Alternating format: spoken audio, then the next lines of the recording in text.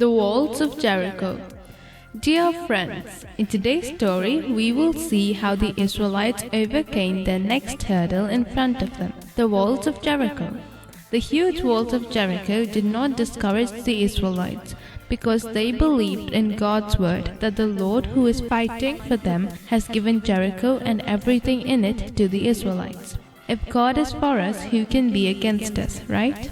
However, if they were to defeat Jericho, they were to follow a few things. Joshua told them what to do. God told the Israelites through Joshua that they were to march around the city once with all the armed men. They were to do this for 6 days. On the 7th day, they were to march around the city 7 times, with priests blowing the trumpets. When they hear them sound a long blast on the trumpet, all the people were to give a loud shout.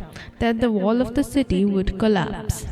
When Joshua had spoken to the people, the 7 priests carrying the 7 trumpets of ram's horns before the Lord went forward blowing their trumpets, and the ark of the Lord's covenant followed them. The armed guard marched ahead of the priests who blew the trumpets, and the rear guard followed the ark. All this time the trumpets were sounding.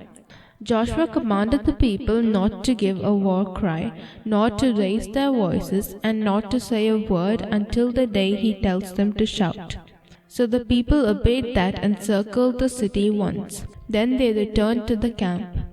On the 2nd day Joshua got up early, and they circled the city once more, and they returned to the camp. They did this for 6 days. On the 7th day they got up at daybreak and marched around the city 7 times in the same manner. The 7th time around, when the priest sounded the trumpet blast, Joshua spoke to the people, telling them to shout, for the Lord has given them the city. Before that he instructed them that the city and all that is in it are to be devoted to the Lord. He also told them that they are to keep away from the devoted things, so that they will not bring about their own destruction by taking any of them. Otherwise, they will make the camp of Israel liable to destruction and bring trouble on it.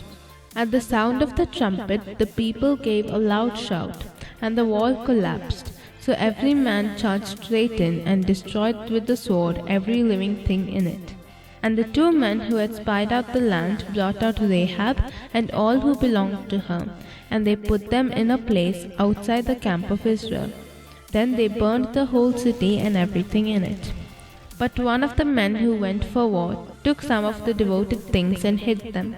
At that time Joshua had pronounced a solemn oath. Cursed before the Lord is the man who undertakes to rebuild the city Jericho. At the cost of his firstborn son will he lay its foundation. At the cost of his youngest will he set up its gate. Then Joshua sent men to spy out the city of Ai. When they returned, they told Joshua to send only 2,000 or 3,000 men to take Ai, for only a few men were there. So Joshua sent up about 3,000 men, but they fled from the men of Ai. The men of Ai killed about 36 of the Israelites. This defeat melted the hearts of the people, and it became like water. Then Joshua and the elders of Israel tore their clothes and fell face down to the ground before the ark of the Lord, and wept, remaining there till evening. Then the Lord spoke to Joshua. He told them that Israel has sinned and has violated his covenant. They have taken some of the devoted things, and that is why the Israelites cannot stand against their enemies. They turned their back and ran because they have been made liable to destruction. He also said that he will not be with them any more until they destroy whatever among them is devoted to destruction.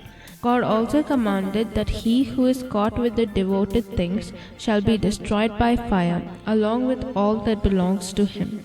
According to God's command, early the next morning Joshua had Israel come forward by tribes, and Judah was taken. Then he had them come forward by clans and families. Thus Achan son of Carmi of the tribe of Judah was taken.